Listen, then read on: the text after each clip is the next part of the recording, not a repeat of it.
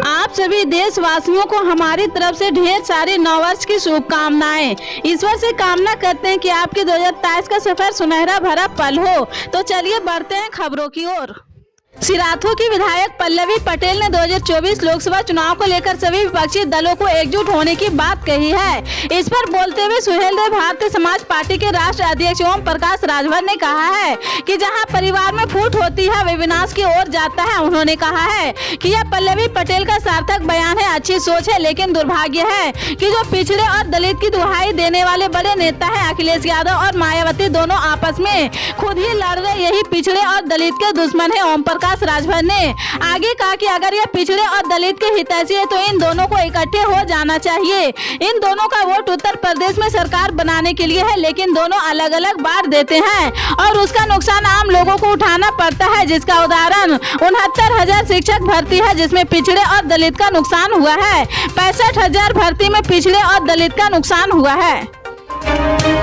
नए साल के स्वागत के लिए दिल्ली समेत पूरा देश तैयार है। लोगों की तरफ से हर्षोल्लास के साथ इसके आगमन की तैयारी की जा रही, लेकिन 2022 में अनेक ऐसी घटनाएं घटी है जिसको लेकर दिल्ली देश दुनिया के केंद्र में बना रहा। राजनीतिक, सांप्रदायिक और आपराधिक घटनाओं में से कुछ ने दिल्ली को गहरे जख्म दिए हैं, लेकिन नए संकल्प और ऊर्जा के साथ दिल्ली साल 2023 में प्रवेश करने जा रही। हनुमान जयंती के अवसर पर दिल्ली के जहांगीरपुरी इलाके में शोभा यात्रा निकाली गई थी।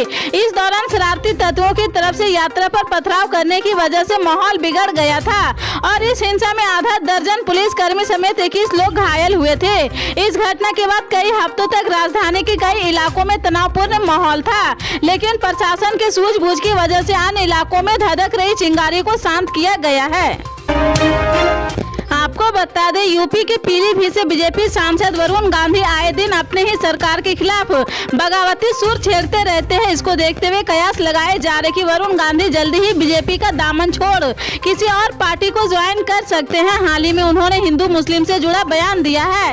इससे पहले उन्होंने किसान आंदोलन के समय खुलकर अन्नदाताओं के पक्ष में बोला था। हाल के दिनों में चर्चा है कि बीजेपी सांसद वरुण गांधी कांग्रेस का रुख कर सकते हैं। इसको लेकर कांग्रेस के पूर्व अध्यक्ष और भारत जोड़ो यात्रा की अगुवाई कर राहुल गांधी से भी सवाल किया गया है, जिस पर उन्होंने सीधे जवाब देने के बजाय गोल गोल जवाब दिया है। शनिवार को वरुण गांधी से जुड़े सवाल पर राहुल गांधी ने कहा कि वरुण गांधी के पार्टी में शामिल होने या नहीं होने का सवाल खड़गे जी से करिए। उन्होंने आगे कहा है कि वैसे तो भारत जोड़ो यात्रा में उनका यह सबक स्वागत है, लेकिन वो बीजेपी में है, उनको दिक्कत हो जाएगी। वरुण गांधी अभी बीजेपी में है और पीलीभीत से लोकसभा सांसद है। कई मुद्दों पर वरुण गांधी केंद्र सरकार पर हमला करते रहते हैं। बिहार के मुख्यमंत्री नीतीश कुमार ने बिना नाम लिए प्रधानमंत्री नरेंद्र मोदी और आरएसएस पर बड़ा हमला किया है। उन्होंने सवाल किया कि स्वतंत्रता आंदोलन में आरएसएस की क्या भूमिका थी। आजकल आधुनिक भारत के नए पिता की चर्चा हो रही, अखबारों में छप रहा। नीतीश कुमार ने पीएम मोदी का नाम लिए बिना कहा कि आजकल नए भारत के नए पिता की चर्चा हो रही। क्या किया है उन्होंने? देश के लिए कुछ काम किए हैं क्या? कहाँ भारत आगे बढ़ा है? कौन सा काम हुआ है? नीतीश कुमार ने पीएम मोदी का बिना नाम लिए निशाना साधा और कहा कि नई टेक्नोलॉजी जो आ गई है उसका जबरदस्ती रूप से उपयोग कर रहे हैं। मुख्यमंत्री ने कहा कि इनको आजादी की लड़ाई से मतलब नहीं है, आरएसएस को आजादी से लड़ाई मतलब नहीं था। बिहार सीएम ने कहा कि हमारे पिता आजादी की लड़ाई में शामिल थे, वे हमें एक बात बताते थे, बापू के योगदान को भूला जा सकता है क्या? लेकिन कुछ लोग आजकल अपने आप को सच्चा देशभक्त बताने पर तुले हैं। कोरोना के खतरे को देखते हुए भारत, अमेरिका, ब्रिटेन और फ्रांस समेत कई देशों ने चीन से आने वाले यात्रियों के लिए प्रतिबंध लगा दिया है। इन देशों में चीनी यात्रियों के एंट्री के लिए शर्तें लागू कर दी गई है।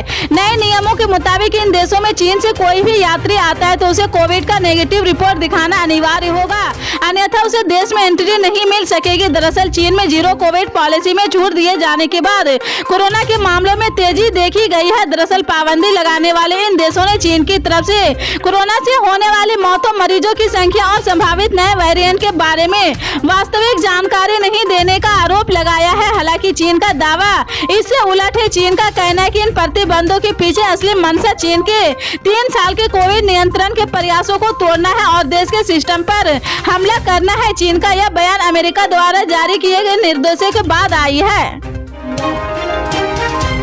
कन्याकुमारी से कश्मीर तक की भारत जोड़ो यात्रा निकाले राहुल गांधी अपने व्हाइट कलर टी शर्ट को लेकर भी चर्चाओं में है। कड़ाके की ठंड में भी राहुल गांधी दिल्ली में हाफ टी शर्ट पहने हुए दिखाई दे रहे हैं। शनिवार को राष्ट्रीय राजधानी में प्रेस कॉन्फ्रेंस के दौरान एक बार फिर टी शर्ट पहनने की वजह पूछी गई है।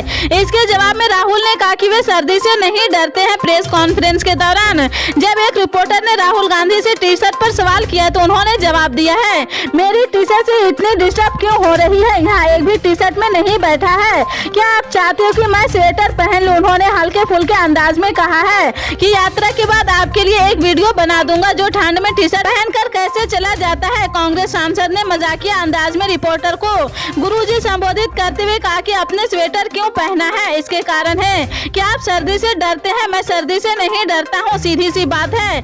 मुझे अब तक ठंड नहीं लग रही। मैं सोच रहा हूँ कि जैसे ही मुझे ठंड लगनी शुरू हो जाएगी फिर मैं स्वेटर पहन लूंगा, लेकिन अब तक ठंड नहीं लग रही है। राहुल गांधी से हाल ही में टी शर्ट पर यह भी कहा गया था कि देश के गरीबों, किसानों, छात्रों से यह बात क्यों नहीं पूछी जाती है कि उन्हें क्यों नहीं ठंड लगती है। उन्होंने कहा कि मुझसे पूछा जाता है कि आपको ठंड नहीं लगती है। मैं यह जानना चाहता हूँ कि देश के छात्रों, किसानों और गरीबों से यह बात क्यों नहीं पूछी जाती है कि उन्हें ठंड लगती है या नहीं।